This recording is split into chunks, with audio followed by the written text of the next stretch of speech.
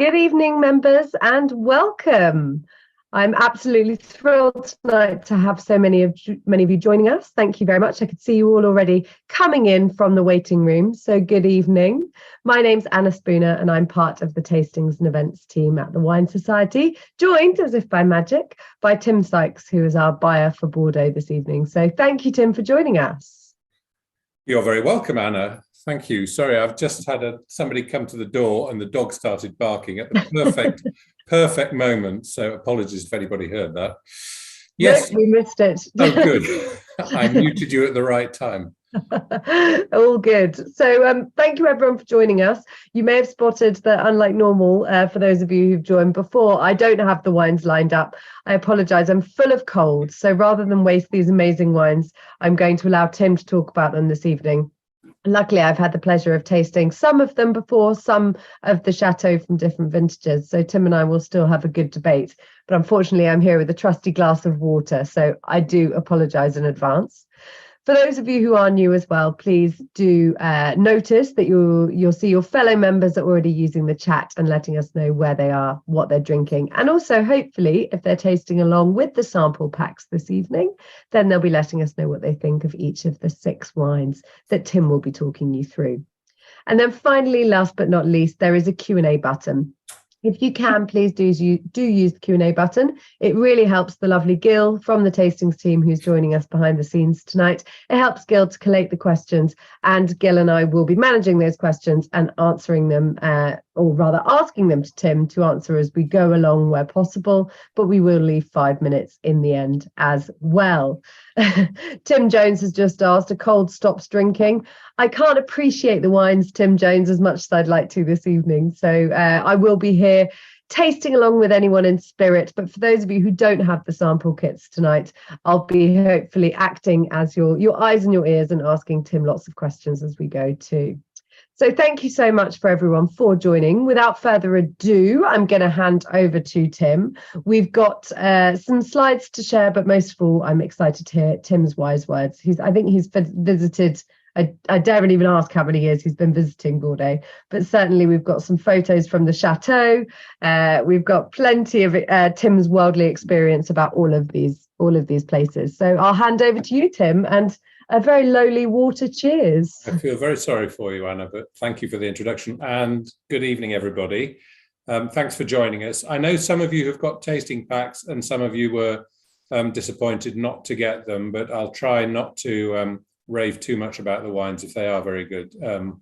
But anyway, the idea this evening really was just because we do tastings regularly and have done for many years, and sometimes there are bottles left over at the end of the tasting, and we've kept those in the warehouse, and we've decided to use some of them where there are enough bottles to do tastings. And so it is a bit of a mishmash tonight of vintages and appellations and styles, but in a way that makes it more interesting. But all the wines have got a bit of bottle age, going back to 2007.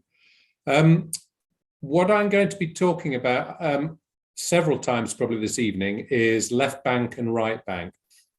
And if you don't specifically know what left bank and right bank are, you can see up on your screen now, and I think you would have got, for those with a tasting pack, you would have received a hard copy, but this is the Bordeaux wine region in its totality.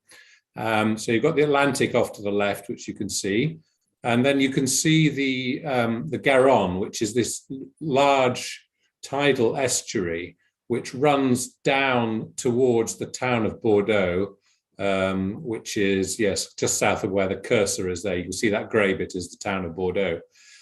And the Medoc is where some of the wines from tonight will be coming from, and they are considered left bank because they're on the left bank of the Garonne.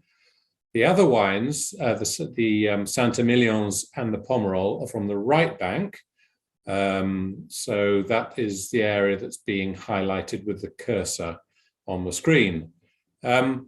the main difference between the two, apart from the soils, is the grape varieties. I would say the grape varieties are the main difference between left and right bank. So on the left bank, you generally get, certainly for the top wines, predominantly Cabernet Sauvignon, and that's normally mixed with Merlot and potentially a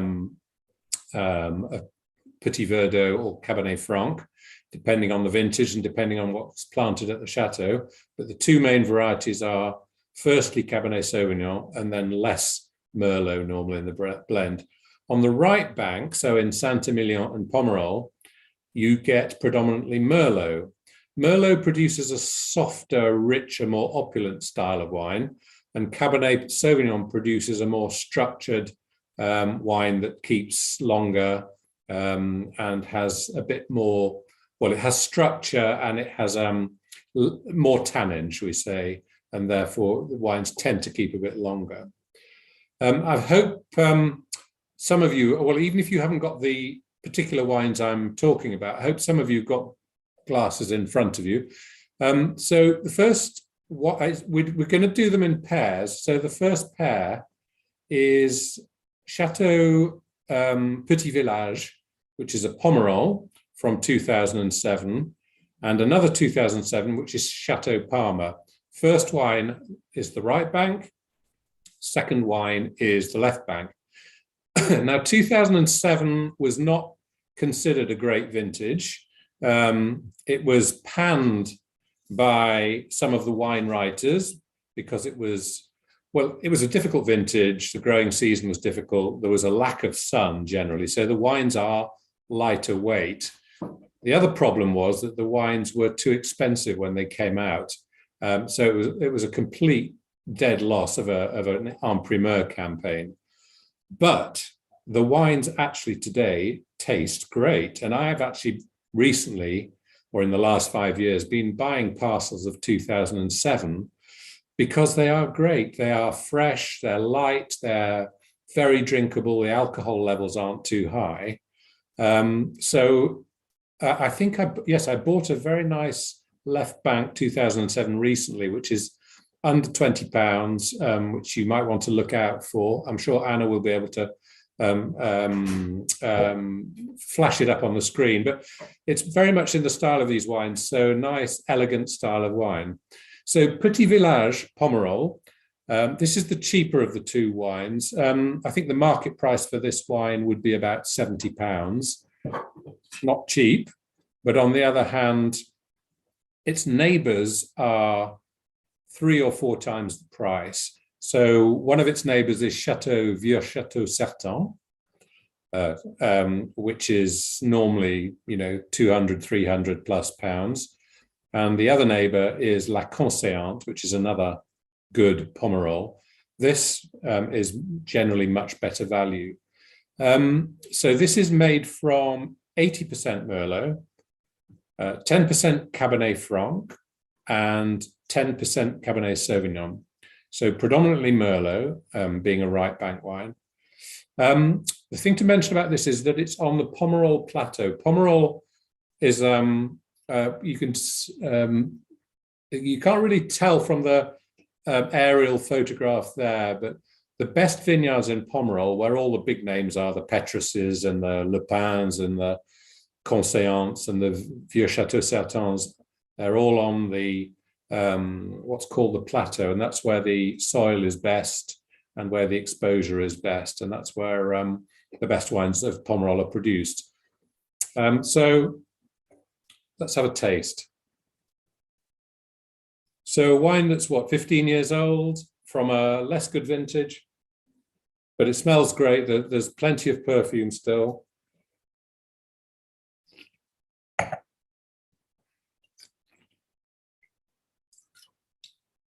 I didn't note what the alcohol is, but I can't imagine it's more than 13%, yeah.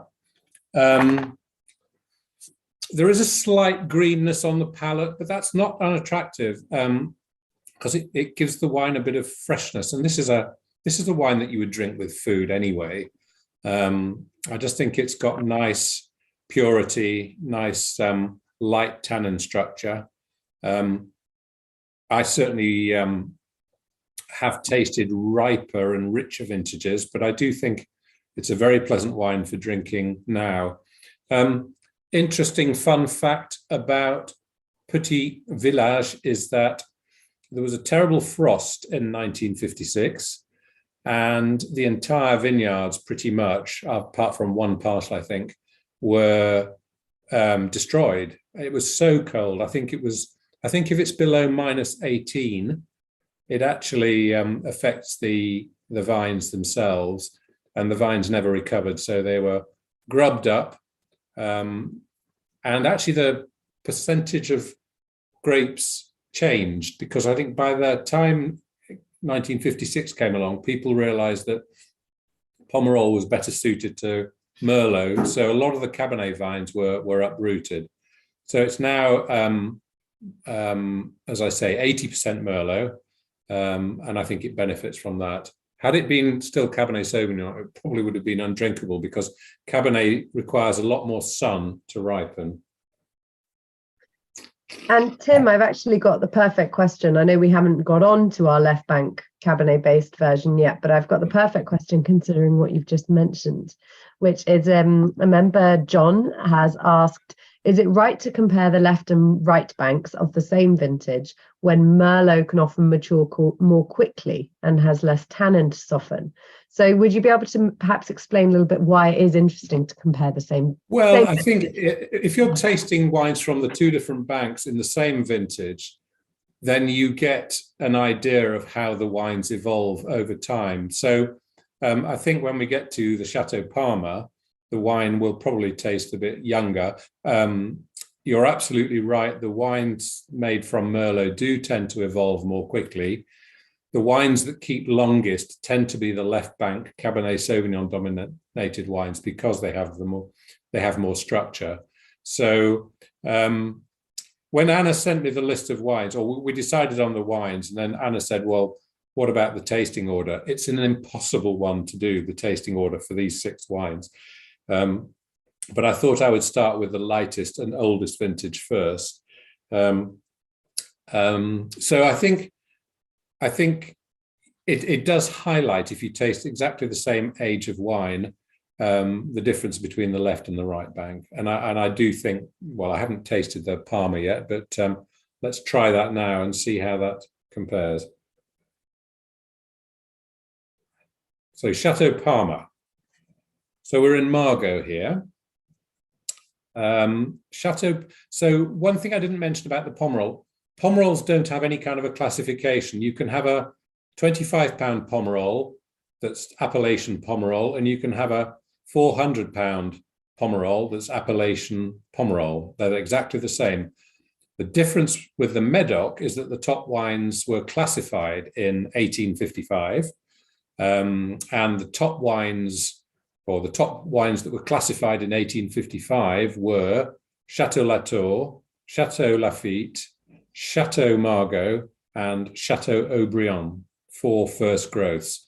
Mouton Rothschild was added later on in 1970, but so that was a classification that was done in Napoleonic times, and still actually holds pretty well today. The wines that are in the classification are split into first, second, third, fourth, and fifth growth. And certainly the first growth very much warrant their top classification status. The interesting thing about Palmer is that it was only, I say only, it was only classified as a third growth, so not a first growth. But I would say that it probably is the second best Margaux wine after Château Margaux, even though there are some Margaux that were classified second growth and which are great. So Brand Cantenac and Rosan Segler are 2 that obviously spring to mind. But Palmer has over-delivered for many, many years and has become a favorite of the Brits, because it is a very elegant style of Medoc. So this wine, the 2007 Palmer, it is predominantly Merlot, Cabernet Sauvignon. No, sorry, it's predominantly Merlot. it has a higher proportion of Merlot than most wines on the left bank. So it's 49% Merlot, 44% Cabernet Sauvignon, and 7% Petit Verdot. It's quite a big property, but the properties tend to be much bigger on the left bank than the right bank. So Petit-Village was 11 hectares. Château Palmer, which is this fairy tale looking chateau, one of the most beautiful chateaus in the Medoc, is 66 hectares. So it's 6 times the size. Price-wise, we never offered the 2007 Palmer, so I don't have the original cost price in euros, or maybe it was francs in those days. I can't remember when it changed, but anyway, the 2008 was 84 euros. The 2018 was 240 euros. So you can see that the price of Palmer has gone up astronomically, and it's become, it used to be a massive seller for us, but because it's so expensive now, the volumes that we take are considerably smaller. Let's have a try. So there's a little bit more color in the Palmer.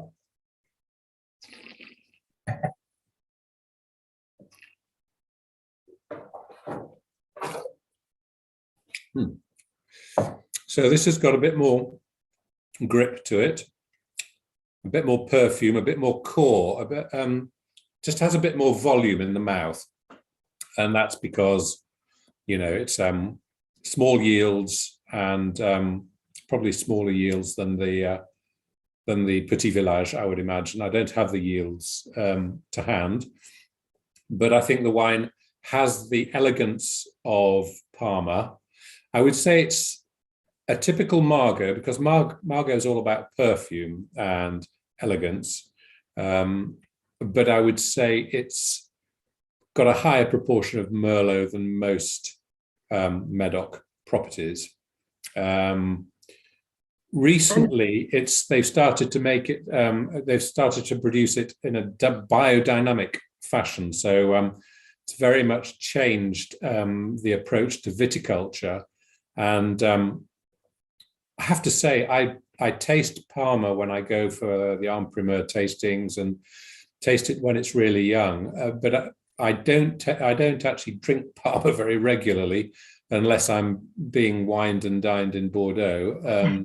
So I do think that the style has evolved since 2007 and since the current winemaker Thomas Duroux joined. But there's no doubt they are making very, very good wines now.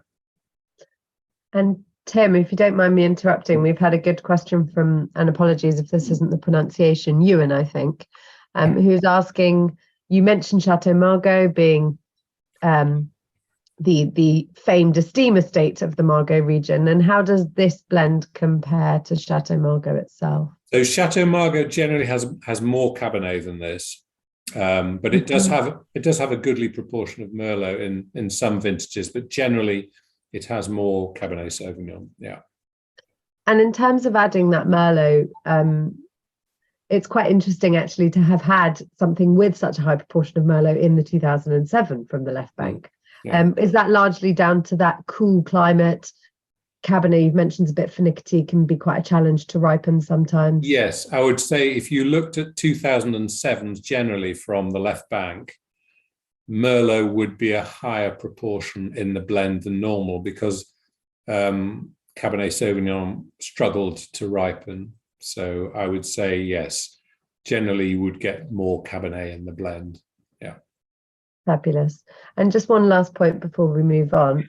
John has said that the Petit Verdot is a pleasant addition and the spice is lovely. Yeah. From in your palate or with your palate, what do you pick out, shall we say? How do you define Petit Verdot? What are your markers?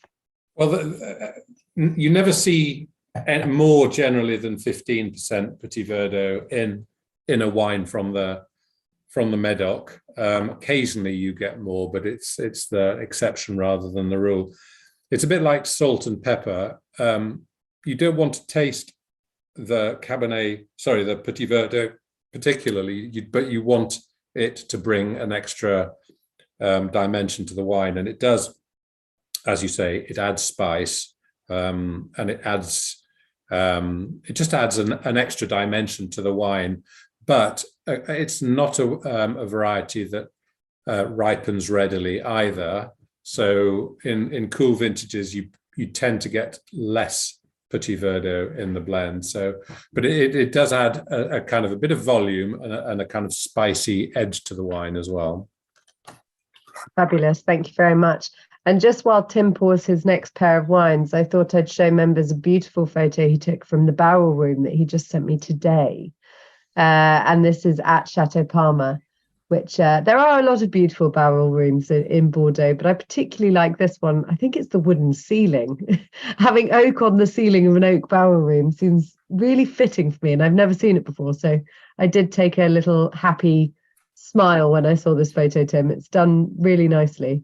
So they I mean, when you're charging 240 euros a bottle or whatever it is, yes, for the 18 was 240 euros a bottle.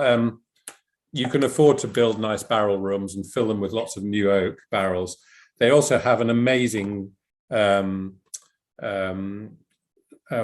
fermentation room with these gorgeous stainless steel tanks. Doesn't sound very impressive, but I have to say it is very impressive. And they have put a huge amount of investment into the chateau. It's still family owned. It's owned by two families, the Malabès family and the Seychelles family. Many of you will know the Seychelles family because they own Château Angleday, which is our member favourite, and they also are our suppliers of the Society's claret, so at a more modest end of the price spectrum. Okay, shall we move on to the next two wines? Yes, absolutely. Okay, so the next pair, not the same vintage, but they're both top left bank properties, and both properties that I love. And I was delighted to see that in the tasting stock, we had enough bottles to be able to do both these wines. So the first wine is 2008 Grand Puy-Lacoste. So that's a Pauillac. Now, if you look on the original map, maybe Anna can get that up on the screen. Pauillac is in the northern reaches of the Medoc. So you can see just below the yellow, which is Saint-Estèphe, you've got Pauillac. And Pauillac is probably the king of all of Bordeaux's left bank appellations. So I mentioned about the top chateaux. So you've got four of the six first growths today are from Pauillac. No, what am I talking about? Three of the first, I'm getting confused. Three, so basically, Château Latour, Château Lafite, and Château Mouton Rothschild are all Pauillacs. So half the first growth. And they are, the style of Pauillac is power, but kind of controlled power. So you tend to get a high proportion of Cabernet Sauvignon. There's an old adage which is rather trotted out rather too frequently, but it's an iron fist in a velvet glove.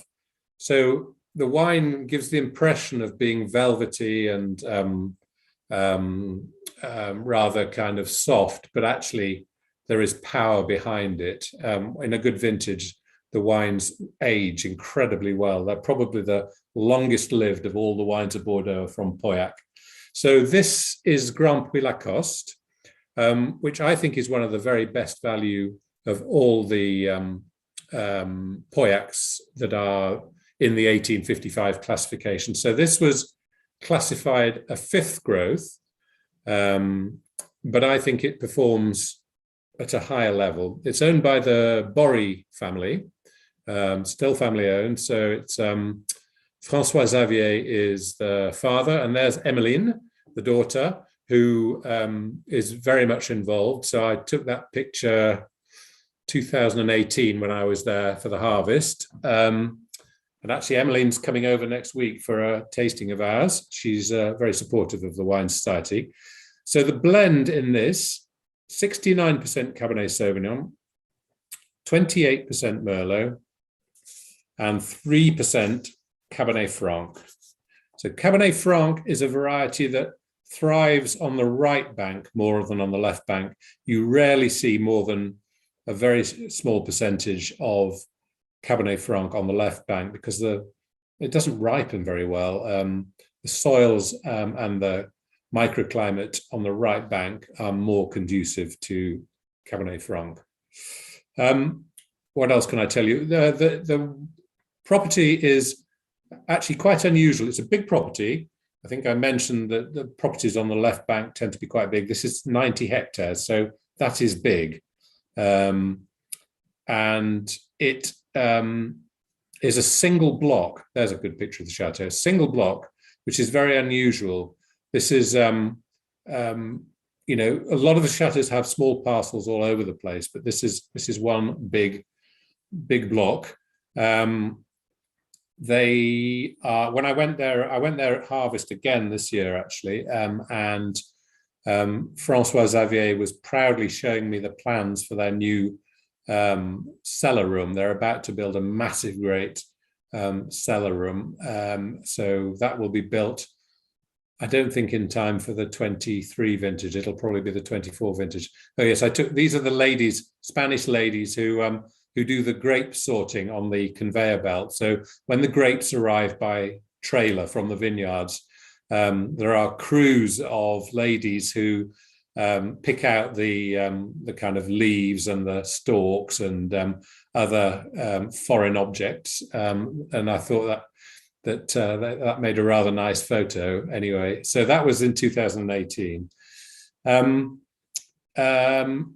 They are located next to two very well-known chateaux that I'm sure a lot of members and those present this evening will recognize. Pontet-Canet, which is one of them, and Lynchbage, which I'm sure a lot of you have heard of. Those are the two neighbours. So it's got good terroir. It's in a good spot. I think the market price for this is about £65, which I think is actually a pretty good price. 2008 was a patchy vintage. It wasn't consistent at all, but it was good in Pauillac. The two best appellations in 2008 were Pauillac and Pomerol. So unlike 2007, the wines actually were very good value. So they didn't overprice them. Let's see how it tastes anyway.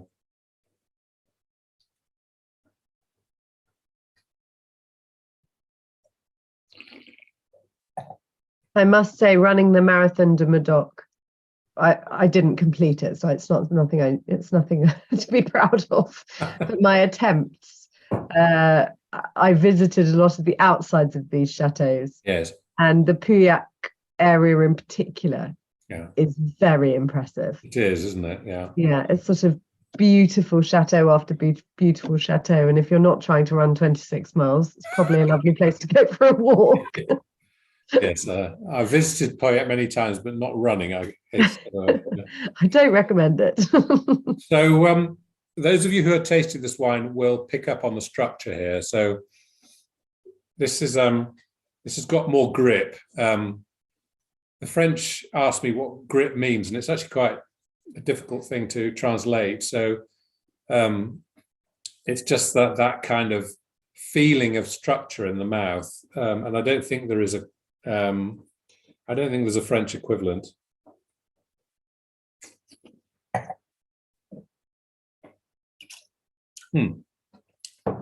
So that's still tasting very young to me for a wine that's 13 years old, 14 years old. It's got nice freshness. It's very much a food wine.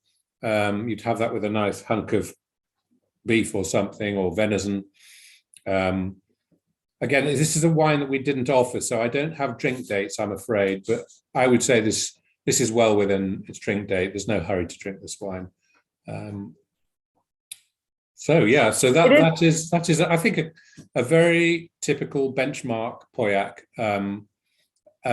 Today the wine, I mean, they have put the price up. So the 2008, when it was released, I'm giving you the price that the chateaux sold it to the Wine Society for.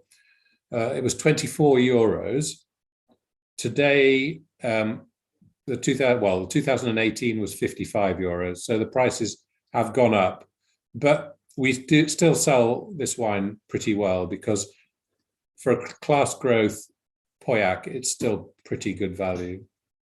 Yes, I thought it'd be good to clarify that with members. It's just this vintage we didn't offer at the time, but we have subsequently offered. Oh yes, several times. It's very popular, isn't it? I buy this wine. I don't think I've missed a vintage on this wine since I've been buying Bordeaux, and it's worth mentioning that the second wine of Grand Puy-Lacoste is excellent and one of the best value Pauillacs you'll come across. It's called Lacoste Bory. All these grand chateaus produce what's called a second wine. So we'll for our last two wines this evening, we'll be tasting the wines that really highlight the difference between the first and the second wine. Basically, the very best grapes go into the first wine, and then the ones that don't quite make the cut go into the second wine. And some chateaus have a third wine and even a fourth wine. So they really pick out the best of the best for what they call the Grand Vin. And this is the Grand Vin, but Lacoste Bory is well worth looking out for. It's never more than £25, so it's half the price of the Grand Vin, and it's very, very good. And I've just popped it into the chat, Tim. We've got the 2016 on sale at the moment. So for members who aren't watching the chat this evening, don't worry, I will send it around in an email. That feels like a very good top tip. Yeah, and 2016 is a fabulous vintage. It's my favorite vintage of all time. So certainly of recent vintages. So well worth checking out Lacoste Bory as well. So that is Pauillac, and I would say that's a benchmark Pauillac.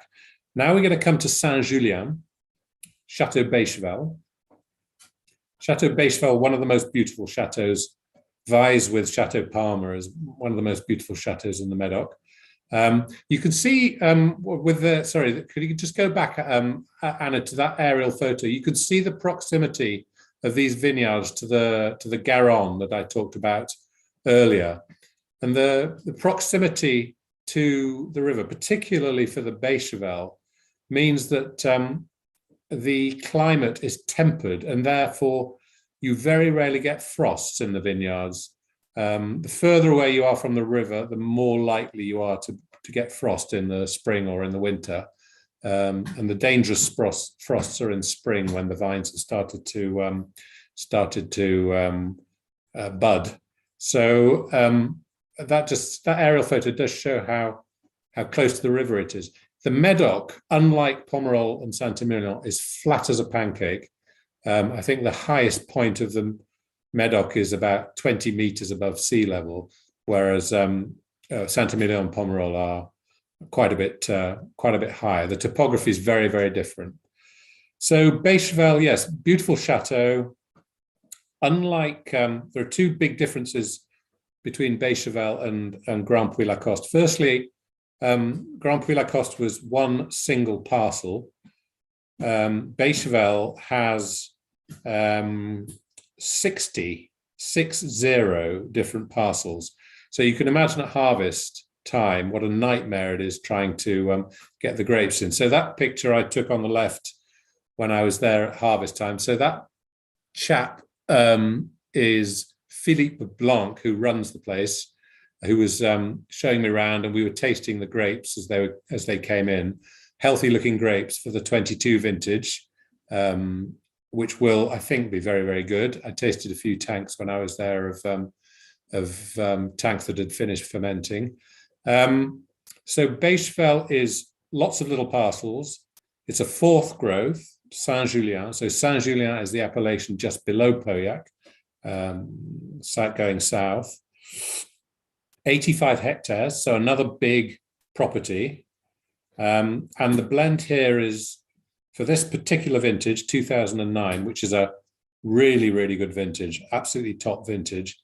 46% Cabernet Sauvignon, 44% Merlot, 6% Cabernet Franc, and 4% Petit Verdot. So this has got the full mix, but obviously predominantly Cabernet Sauvignon and Merlot close second.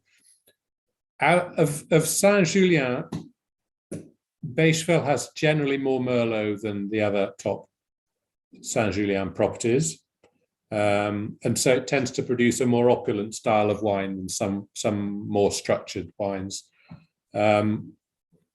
Very interesting fun fact. Well, let's taste it first. Good color. 2009 is one of those vintages that actually tasted brilliant when it was young, tasting brilliantly now, and will taste brilliantly in many years' time. It's one of those vintages that just tastes great and has done throughout its short life.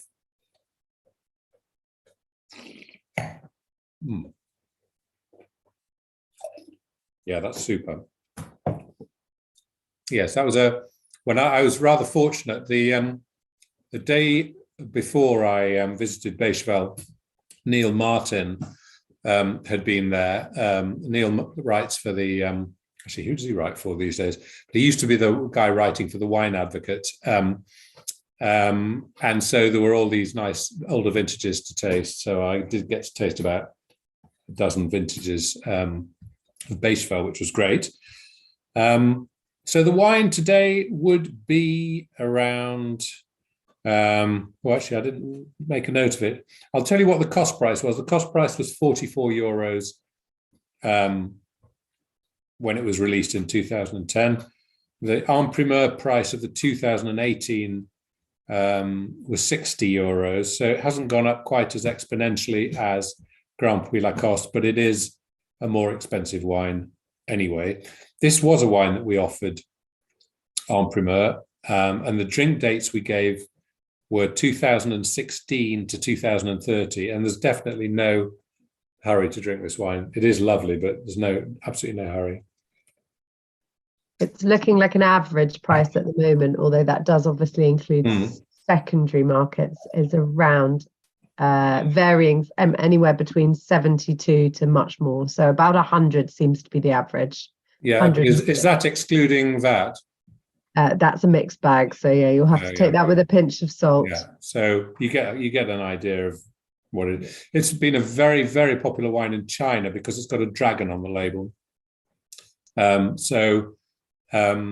They did sell a lot to China, but the nice thing is that they're big fans of the Wine Society, and they love the fact that Wine Society members buy wines for drinking and not for speculating. Because if you're a member of the Wine Society, you're supposed to be, you're not supposed to be buying with the intention of reselling. And all the chateau owners absolutely love that, because there's nothing more annoying for them than selling their wine to the UK market and then seeing it ending up in Asia or in the States. So I can normally get a very big allocation of this wine if I want it, because they'd rather sell it to us than most other companies. So that's really nice. And sorry, for those of us not tasting along this evening, what should we be expecting, and what's this wine offering?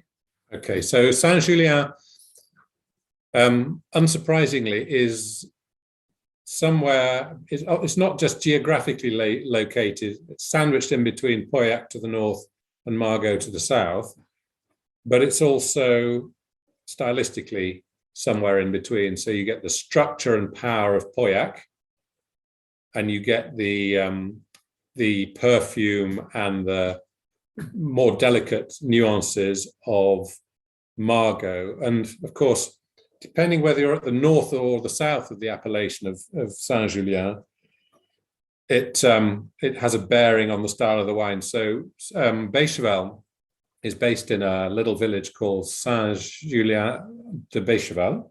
Surprise, surprise. And that's towards the south of the appellation. So it's closer to Margaux. It's the first big chateau that you get to when you go north from Margaux, that's within the Saint Julien appellation. I've got a fun fact for you, again, for Château Beychevelle. So, as I said, it was a class growth in the 1855 classification, fourth growth. Again, I think it's a chateau that overperforms.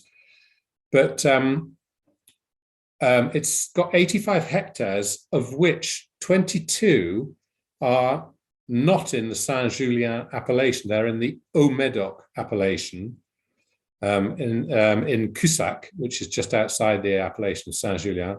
But because those original 22 hectares, or so those 22 hectares were in the original chateau, they formed part of the chateau's vineyards in 1855. They are allowed to use the grapes from the Haut-Médoc and call them Saint-Julien. So it's an anomaly, but because they're historic vineyards that went into the original wine, there is a dispensation or a derogation that allows them to use those 22 hectares of Haut-Médoc and call them Saint-Julien. There you go. I've never heard that, so that's a great fun fact for me as well, Tim. Thank you. So in your MW paper, you can impress the markers, Anna. Absolutely. I love it. Or it would be a ridiculous pub quiz question, but a great one if it came up. The other thing about Cussac, where those 22 hectares are, it's where Beaumont is, Château Beaumont. And Beaumont is owned by the same company as Beychevelle. It's actually the ultimate parent owner is Suntory, Japanese. Are they brewers or distillers? I think they're both probably. So it's owned by Suntory. Yeah. So yeah, fun fact. I think they're both very good examples. I mean, I get involved in tastings in every year where we taste it through as a group of us, including some of the top wine writers and other merchants. We taste 200 or 250 wines from a particular vintage. And Saint-Julien consistently comes out as one of the most consistent appellations. It's got the highest proportion of classed growth. It's a small appellation, but it's got the highest proportion of classed growth wines of any of the appellations. Almost all the wines are classified in the 1855 classification. There you go. Thank you, Tim. And I did spot, I mean, my geography still remains terrible, but it is actually almost, it's obviously much smaller, and it is right on the riverbank. It's almost hugged around one side, isn't it? So yes. In terms of protection, we've mentioned the frost. Increasingly, that could be a problem with weather patterns being a bit more sporadic. So it's lovely, you know, it's nice and protected. Feels like it's going to be a good one for the future as well. Definitely. I mean, I think if you go to for example, Léaville-Lascaz or Ducru-Beaucaillou, those two chateaux are very, very close to the river indeed. And, you know, the gardens of the chateaux look out virtually over the river. You know, they kind of, they're only a few hundred, probably 200 meters from the river. So that is a major influence on the style of the wine and the ability to withstand the vagaries of nature. Right, I'm just undoing my next and final pair. I just thought I'd warn members, Tim, that probably through entirely my own fault, if you are tasting with the packs this evening, you'll notice that they should both say 2015. Tim's pack says 2009 on one of the vintages. So apologies in advance. The whole point of this final pair is to compare a Grand Vin and a second Vin of the same vintage from the same producer. So, okay, so we are moving away from the left bank. We're going to the right bank. This is St Emilion. So you can see the Dordogne River. So basically the Garonne splits into the Dordogne and the Giron? Sorry, Giron, thank you. The mental block. So this is merlot-dominant. Both wines, we've got two wines, same vintage, 2015, which was a great vintage on the right bank, particularly. I mean, it was a good vintage anyway, but particularly good on the right bank because Merlot ripened beautifully. And this is a chateau. So it used to be called Château Belair until it was bought by the Moueix family in 2008. There are something like 100 and something chateaux in Bordeaux called Château Belair or Château Belair something. So they decided that they wanted to differentiate it, and they called it Bélair-Monange. Monange in French means my angel, but it was also the maiden name of Christian Moueix's mum.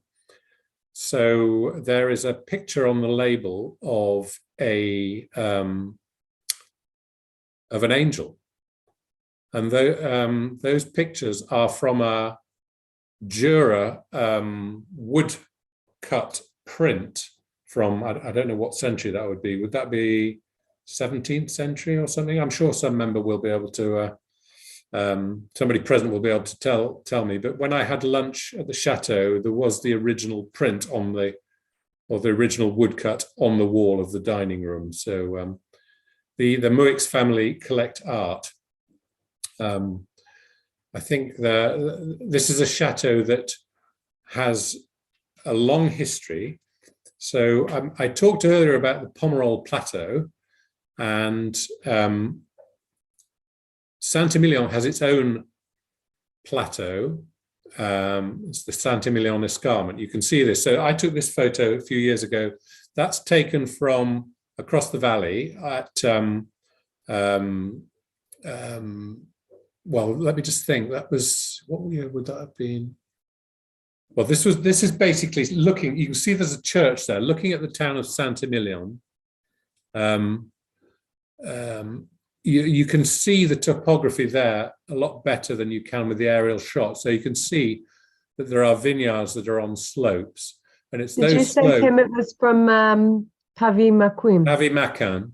That's right. So well, I was in the tasting room at Pavie-Maquin, which is kind of across the valley, but you do get the elevation there. And you can see there are sloping vineyards. Now, Bélair-Monange is in very exalted company. It's further round the hill off to the left, but they are neighbours of Château Ozone, which is the most expensive of all the St Emilions. So Château Bélair-Monange, owned by the Moueix family. They are originally from the Corrèze, like quite a few of the chateau owners. There's the chateau, which has been completely refurbished, and that's where Edouard Moueix lives with his wife and kids. This is Christian Moueix, who I saw. This was actually at Primeur time this year. Christian lives in California now, but comes back every year, at least a couple of times, once at vintage and once for the launch of the new vintage. The family has been very successful. They've got several chateaus, top chateaus, of which La Fleur-Pétrus is one and Bélair-Monange is another. And so it's on the escarpment. They've just built an amazing new cellar. Can I just let the dog out? Sorry, apologies, but the dog. Of course you can, Tim. Excuse me. Now, so members may or may not know, I haven't been to the right bank of Bordeaux, so I found the entire thing fascinating. But above all else, I do find these little escarpments that Tim mentioned the most fascinating. But it creates some quite unusual soil formations comparatively, doesn't it, Tim? Yes, it does. That's right. So there's this kind of limestone escarpment, which is free draining, but there is also some clay as well. So it's very well adapted to Merlot. So the first wine is the Annonce, which is the second wine of the so-called second wine of Bélair-Monange. 2015, 15% alcohol, please note. So it was a ripe vintage, but I don't think you will particularly pick up on the fact that it's got a very high alcohol content. Very vibrant color.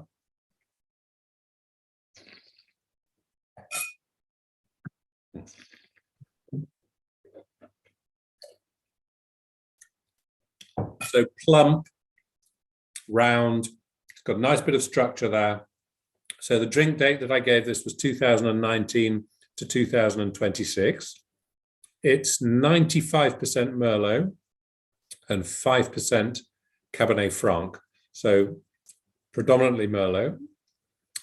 And this retails for around £50.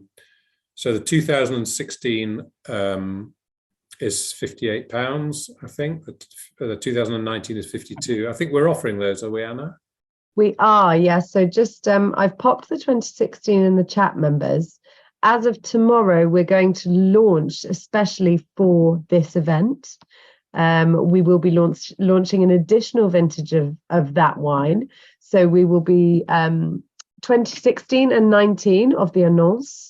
And then we'll be offering the 17 and 18. So you've got a lovely selection of the Grand Vin that Tim's about to talk about in a moment. So one wine currently on the website, which is the 16 vintage of Annonce, but you'll have 3 more coming live tomorrow to you. And I will mention them in the follow-up email, of course.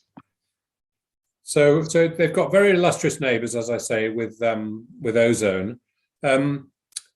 It was considered in the mid-19th century, it was considered the top St Emilion Château Bélair, but the quality has been very patchy. And when the Moueix family bought it in 2008, they have put a huge amount of investment into, firstly, the vineyard, because obviously that's the most important place to put your investment. But then they also invested heavily in refurbishing the chateau so that Edouard and his family could live there. But they've just built the most enormous and very impressive winery, which isn't quite complete. But when I was in Bordeaux at harvest time, Christian Moueix very kindly gave me a sneak preview of the new cellars, and it's perched on top of the escarpment. And he wouldn't let me take any photos, though. He said nobody's been shown the cellars yet, so please don't take any photos and don't put anything on social media. So it took all my powers of restraint not to do a kind of surreptitious photograph. But I thought, if we want to carry on buying wines from the Moueix's, I'd better adhere to the instructions. So let's move on to the Grand Vin. So this is the same vintage, but this is obviously quite a bit more expensive. This is well over £100, probably 120, 30, 40 pounds, that kind of thing. 26 hectares, so it's not a huge property, but in St Emilion terms, it's not small. So St Emilion and Pomerol tend to have much smaller properties than the Médoc. Is that just because of the land available, Tim, or are there more producers with small holdings? It's both. Okay. There's been much more amorselated.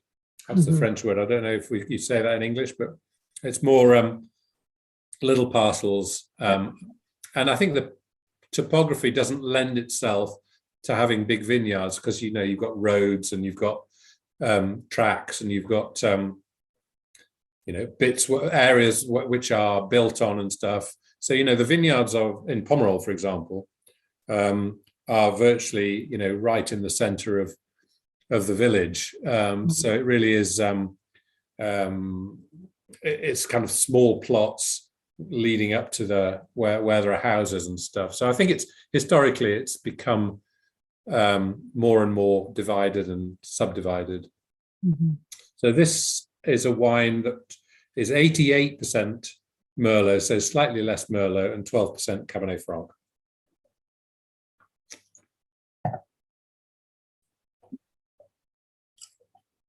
Also 15% alcohol, but still has freshness, opulent, fleshy, ripe. So this is Merlot at its best. This is a wine that, I gave a drink date of 2025 to 2038, because I think this wine's going to get even better. It's got very nice refined tannins. It's, at the beginning when I talked about the difference between left and right bank, this is what Merlot's all about, is refinement and opulence and generosity. And it often gets seen, I think particularly, I suppose, it has a lot to do with the classification on the left. People assume that Merlot is this sort of second-rate grape, but it's just simply not the case, is it? Yeah. Well, the most expensive wine of Bordeaux, which is Château Le Pin, is almost entirely Merlot. Yeah. Another good fact for everyone.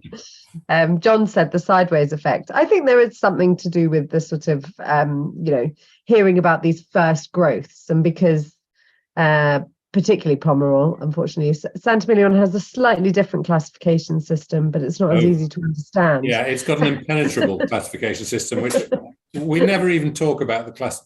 I mean, to be honest, we never put that something is a first growth or a fifth growth, and in St Emilion we never say whether it's Grand Cru or Grand Cru Classé or Grand Cru Classé A, because it's a bit of a minefield, and to be honest, it doesn't really mean anything. I think what's more important is the tasting note and how it tastes rather than what its classification is. Absolutely. Well, I've got a couple of questions, Tim, so I hope you won't mind. One thing I'd quickly like to do just before we go on to questions is launch a poll, and then I'll get my question at the ready, because I've got one perfect question that I think everybody will need to know the answer of around your recommendations for the festive period. But I think I will just quickly launch the poll in order to, if anybody does have to run off, I would love to know which your favourite of the evening was. So the poll is running now, and I'll ask the first question, Tim, if you don't mind, whilst the poll runs, and allow people to answer. So the first question is, with Stephen McCallan has asked, with some great Bordeaux currently on the website, thinking towards Christmas, any particular favourites of Tim's that we should be buying for the big day this year? Yes. So if you want a good value Bordeaux, so our Christmas claret will be a wine called Château Charmai 2014. Which we will be offering sometime in December. I think it'll be £18 a bottle, and that's from the northern reaches of the Medoc. That will be very good, the 2014 Charmai, in a kind of more structured style, because it's very close to Saint Estèphe, which makes wines that are more structured. If you want something a bit less structured, I can thoroughly recommend the wines of Château Pérabon, which are in the current fine wine list. We've got 3 vintages, so you'd be able to buy maybe a bottle of each, 14, 15 and 16. So I would certainly recommend those. What else have we got? If you like white Bordeaux, there's a very nice white Bordeaux, which is, I think it's under £15. It's made by one of the Sauternes producers called, it's made by Château d'Arche, and it's called A de Château d'Arche. And that's a proper Sauvignon blend, aged partially in Sauternes barrels, which is quite interesting. So those are 2 good clarets. Trying to think what else, maybe something on the right bank. If you're looking for a good St Emilion, I can thoroughly recommend the Grand Corbin d'Espagne 2015. So same vintage as these wines, not as expensive as these wines, made by an extremely good producer. It was a wine champion this year. I think it's about £35. And then one last one, which is in the fine wine list, which is 2016 Château Mayney, Meyney, Saint Estèphe. 2016, as I mentioned earlier, is my all-time favorite vintage. And Château Mayney, there's a nice story to this, because I didn't buy it en primeur, I don't think, but in the big tastings that we do, that I mentioned earlier with the journalists and some of the top Bordeaux buyers in this country, we did a blind tasting of 2016. And this particular wine, Mayney 2016, came out equal top with, I think it was it Chateau Montrose, I think it was, which is about 4 times the price or 3 times the price. So I went out and bought 300 cases of 2016 Chateau Mayney. So you'll find that on the website, and it's in the fine wine list. In fact, I'm showing it to to the Wine Society committee tomorrow evening, because I like the story and I think they'll like the wine. Excellent. So members, I've noted all of those down for you. So yes, yet again, I will put them in the email. I started to put some in the chat, but I think they'll be better over email. If you haven't written down your notes already, I'll get that sent out this evening so you can have a browse. And now I'm just going to end the poll, which I'm very pleased to say every wine has had a vote, which is fantastic. And I will show the results. Tim, before we do share the results, because now the votes have been cast, what was your favourite of the evening? Well, I can't possibly comment. I think actually the 09 Beychevelle for drinking tonight, if I was drinking it tonight, because it's perfect for now. Well, it's as if you read our minds. The members agree with you. How wise they are. Well, they are. Our members taste very well, clearly. There we go. I mean, there was no wine there tonight that I wouldn't be happy drinking. They're all good. They're all good. And it was lovely to see such a range of ages and different developments. I'm so excited to have my sample pack. Gil and I are going to share one, I think. So we're very excited. I'm just gutted I couldn't taste along with you this evening. I think in the interest of time, I will wrap it up there. Members, if you have any other questions, as always, please drop us a note, let us know. But my last thanks go to Gil behind the scenes, not only tonight, but also for helping organise the sample packs and for digging out the wines in the first place. We can't thank you enough for that. And to Tim for being an absolutely exceptional host, as always. You talk about Bordeaux as if it's the easiest subject in the world, and we all know that it's certainly not. So I really, really appreciate that. You're very welcome, and thanks everybody for joining the evening. Thank you very much, and have a lovely evening, everybody. Bye. Thank you.